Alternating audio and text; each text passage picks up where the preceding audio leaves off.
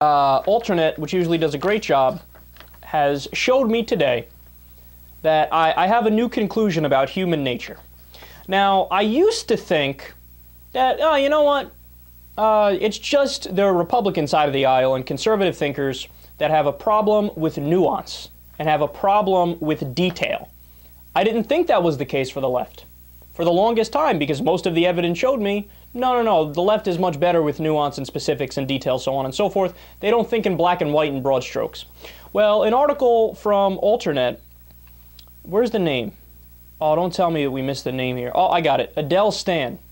So Adele Stan of Alternate has showed me that that's not the case, that there are plenty of people on the left, and in fact, I'm willing to say at least half of the people on the left are just as bad at nuance as the people on the right. So let me explain.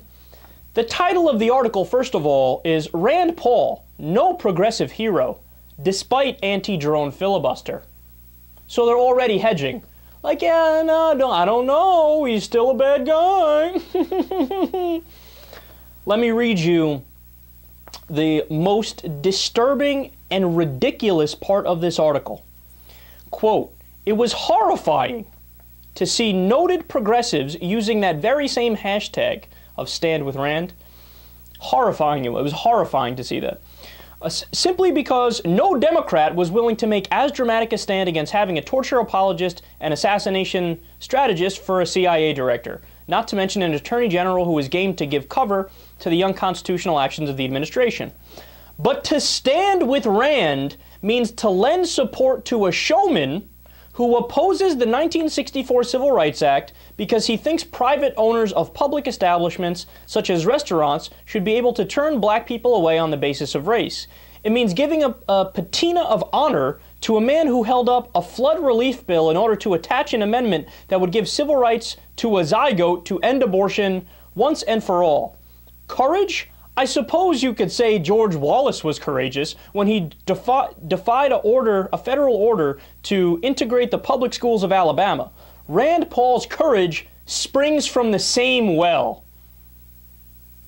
So I learned something. Apparently, if you agree with somebody on something, you by default have to agree with everything they've ever said and anything they've ever believed in and every position they've ever taken.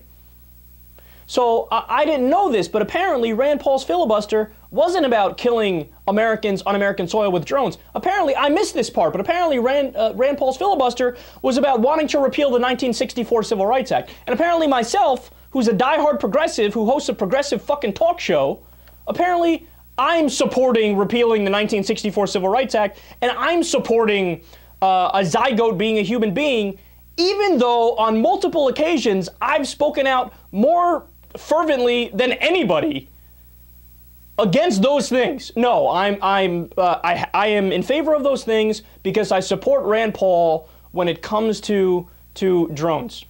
Are you purposely trying to be dense? Are you purposely trying to make a dumbass point? This is a so-called progressive.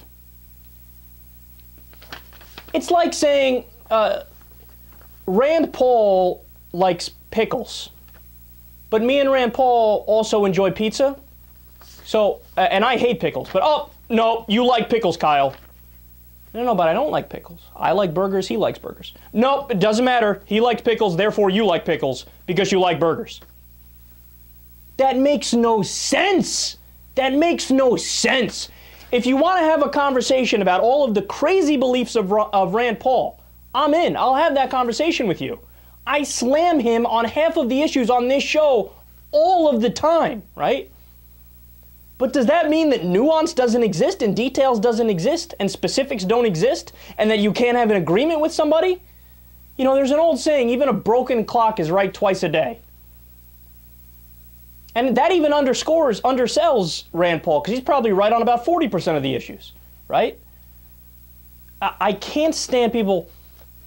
Rand Paul is making an inarguably correct point on one thing, but they say, no, let's not have a discussion about drones. Let's push that conversation to the side and ignore how he's right about civil liberties. Let's only focus on the shitty and ridiculous stuff he said. No, that's not the way being intelligent works. You look at the totality of everything, and each position is an individual position, and you can agree or disagree. This is how adults talk.